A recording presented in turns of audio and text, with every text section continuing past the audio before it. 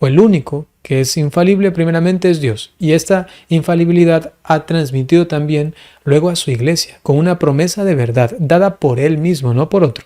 Y por eso nosotros confiamos, creemos en la infalibilidad de la iglesia de su magisterio.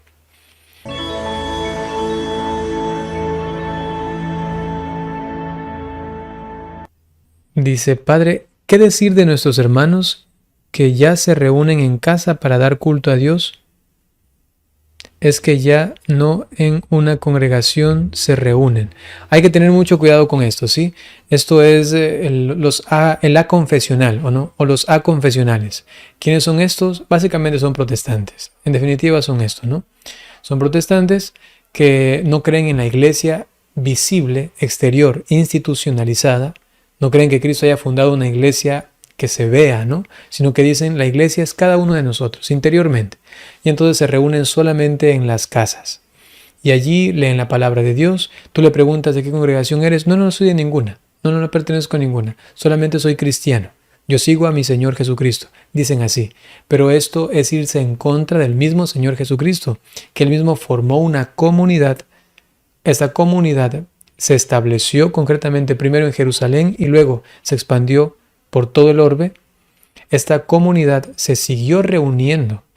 Esta comunidad se organizó de tal manera que luego se constituyeron en lugares específicos donde el obispo daba los sacramentos y luego ya vino la estructura parroquial.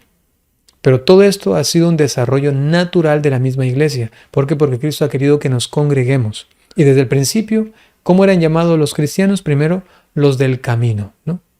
Y luego, cristianos. Y actualmente, católicos. Cristianos, ya en el siglo, a inicio del siglo II, en el año 110 más o menos, pues ya católicos, ¿no?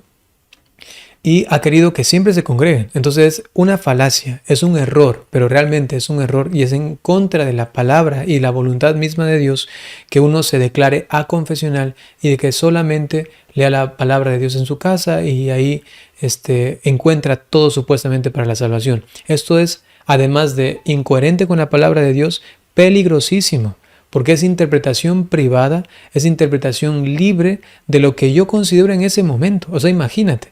Por más de que yo diga Espíritu Santo ven, yo no puedo ser infalible, yo solito, independientemente de todos. Yo la interpretación que hago, esta es la certera y eso es palabra de Dios. No se puede. Nosotros nos equivocamos, inclusive cuando pedimos la venida del Espíritu Santo, porque nosotros todavía tenemos soberbia, bajas pasiones, pecados, debilidades, faltas de comprensión, errores de entendimiento, ignorancia, oscuridad. Nuestro corazón todavía está inclinado a hacer ciertos pecados. Y con esto, pues nos incapacitamos para ser infalibles.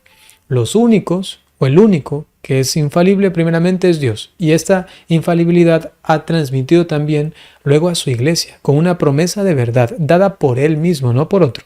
Y por eso nosotros confiamos, creemos en la infalibilidad de la iglesia de su magisterio. Eso es importantísimo, ¿no? Y si saben de alguien que está así, primeramente no lo vayan a estar como condenando o alguna cosa así, sino más bien acercarse a esa persona y decirle, mira, yo te recomiendo que te reúnas, porque Cristo, mira, hizo una primera comunidad y estuvo con ellos. Una primera comunidad de 12, luego una más amplia de 70, 72, y luego toda la muchedumbre que venía.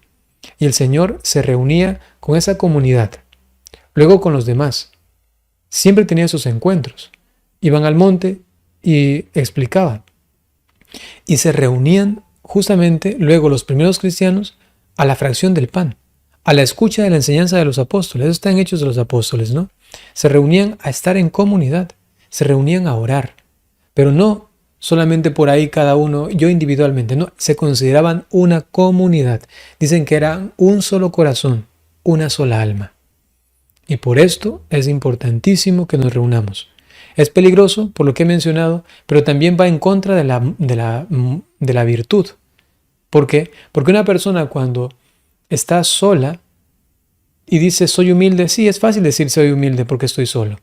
Pero cuando viene otro y estoy trabajando con él y estoy haciendo una misión con él y me estoy congregando y tiene un pensamiento distinto y tiene actitudes que a mí quizá no me agradan y quizá no me cae tan bien, entonces ahí por fin se prueba mi humildad. Ahí te voy a ver si eres realmente humilde. Pero en tu casa, encerrado, leyendo la palabra de Dios, pues eres el más humilde del mundo, porque no tienes dónde pulirte. Y la comunidad hace justamente propicio que crezcamos en virtud. Qué importante es reunirnos. Así que si tú estás escuchando esto y te has conformado en quedarte solo en la casa, pudiendo salir a congregarte, a reunirte en la iglesia católica, te tengo que decir que no estás bien. Tienes que hacer un acto de confianza en la palabra de Dios, no en lo que dice la iglesia solamente, en Dios primeramente, que Él ha querido que nos reunamos para que vayas a la iglesia y luego experimentes cómo vas avanzando en la perfección cristiana.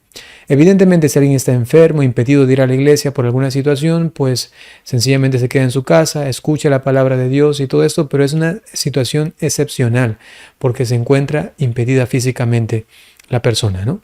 Listo, entonces hay que tener mucho cuidado con esto, ¿ya? Con esto de solamente orar y leer la palabra de Dios con mi Jesucito ahí en la casa solito, ¿no? Esto va en contra de la voluntad de Dios.